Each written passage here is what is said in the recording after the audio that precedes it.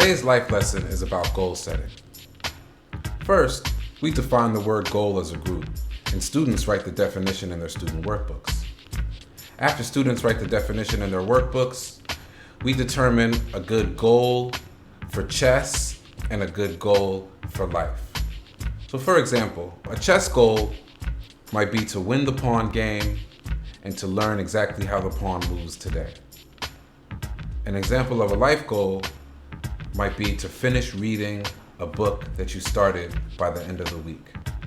In chess, when you want to achieve your chess goal of getting checkmate, you have to have a plan to get your opponent into check, all right? Now, checkmate is when the king can't move, the king can't get out of check, all right? What square is black's king on? Who can tell me that? Yes. E8, that's wonderful. What square is white's king on? Yes. E1, perfect.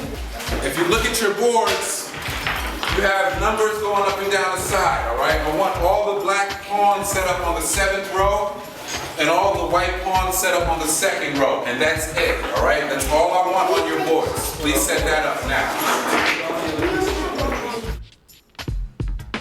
When we teach how the pieces move, we play the pawn game. First, remove all the pieces off the back row.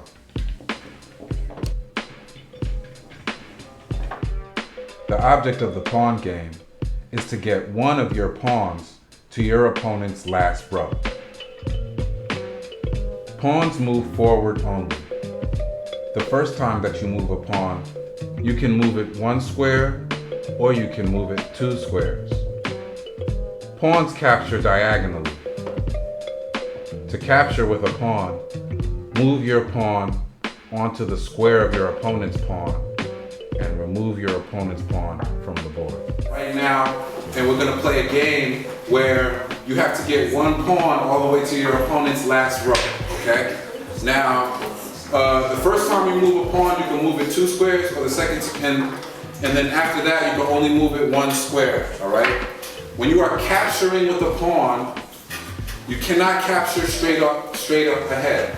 You can only capture diagonally. So now we're going to practice that. If you can get one pawn all the way to the last row of your opponent, then you're going to win the game. First, white goes first, so this can move first line, this is 2 steps ahead.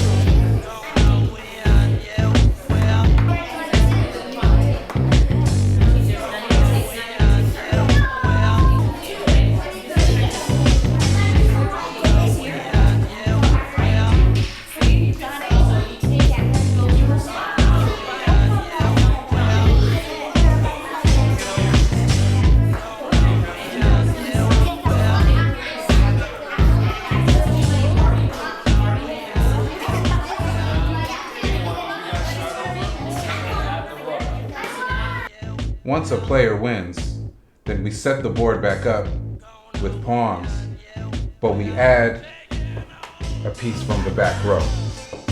I would like everyone to please add the rooks in the corner, all right? To add the rooks, all right? So make sure your boards look like this. Rooks move forward and backward, vertically and horizontally.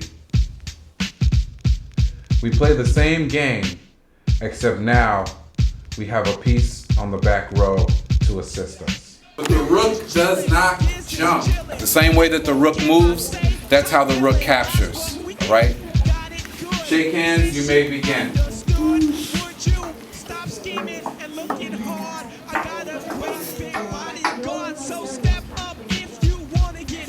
And we add the bishops from the back row. All right, next game, I want you to add the bishops, all right? The bishops move diagonally. The bishops move diagonally. And now we add the knights.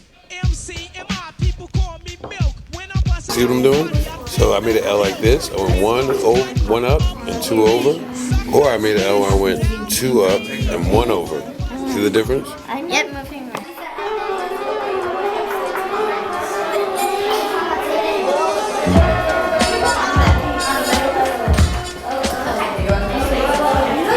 Once a player wins the pawn game with the rooks, the bishops, and the knights, then we add the king and the queen and play a real chess game.